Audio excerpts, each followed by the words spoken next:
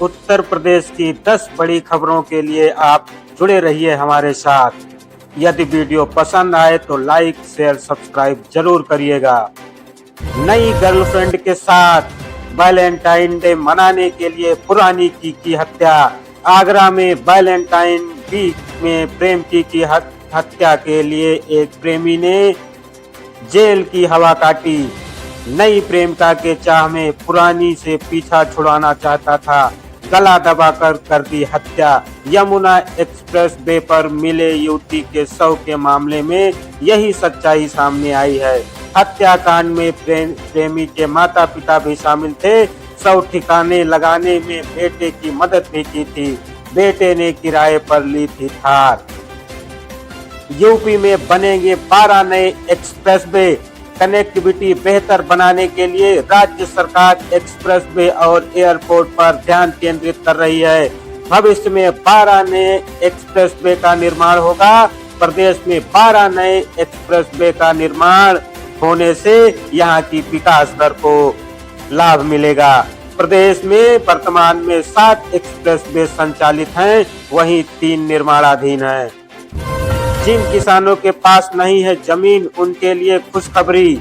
सहकारी समितियों से उर्वरक प्राप्त करने वाले भूमिहीन किसान अब एमपैक्स के सदस्य बन सकेंगे, जिसमें उन्हें खाद की उपलब्धता की सुविधा होगी। नई सुविधा के तहत सदस्य बनाने के लिए केवल 226 रुपए का शुल्क और आधार कार्ड जमा करना होगा। यह कदम उन किसानों के लिए विशेष रूप से लाभकारी होगा जो पहले सरकारी समितियों से खाद प्राप्त नहीं कर पाते थे। यूपी के औरैया जिले से एक हैरान करने वाला मामला सामने आया है, जहां एक लड़की अपने प्रेमी के साथ घर छोड़कर फरार हो गई, लेकिन जाते जाते बिस्तर पर सांप का केचुल, चूड़ी और सिंदूर छोड़ गई। इससे उसके नागिन बनने की अफवाह फैल गई। पुलिस जांच में मामला प्रेम प्रसंग का निकला। वो अपने प्रेमी संग फरार हो गई। चूड़ियां, सिंदूर और सांप का केचुल से अफवाह फैल गई कि वो इंसान नहीं, नागिन थी। मथुरा में परिवार के 5 लोगों ने किया सुसाइड। मथुरा में एक परिवार के 5 लोगों ने सुसाइड कर लिया है। शुरुआती जानकारी के मुताबिक सभी ने सोमवार रात दूध में जहर मिलाकर पिया। जब परिवार के लोग सुबह देर तक नहीं उठे, इसके बाद पड़ोसियों ने पुलिस को सूचना दी। पुलिस का कहना है कि साक्ष्य जुटाए जा रहे हैं। परिजनों और ग्रामीणों से पूछताछ की जा रही है। मौत के सटीक कारणों का पता पोस्टमार्टम के बाद चलेगा।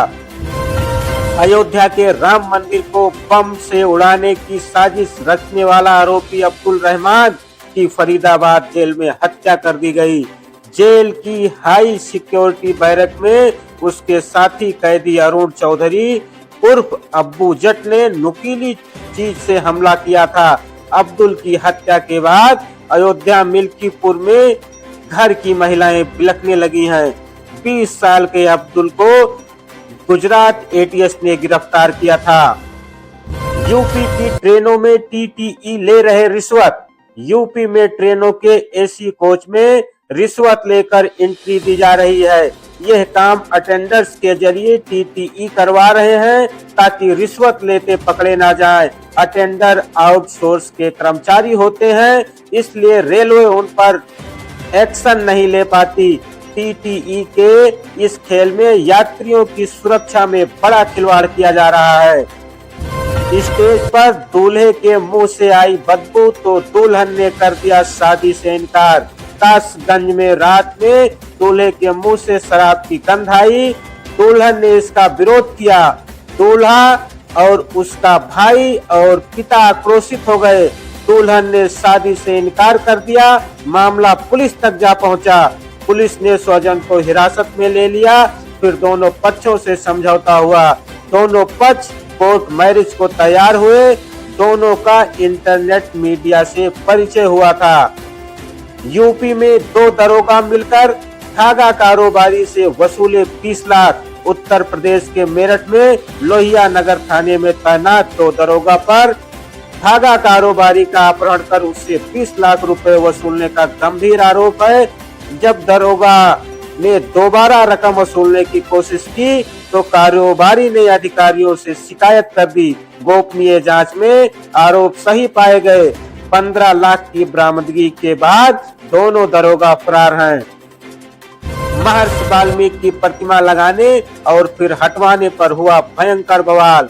उत्तर प्रदेश के आगरा में अंबेडकर चौक पर महर्षि वाल्मीकि की प्रतिमा स्थापित किए जाने को लेकर सोमवार को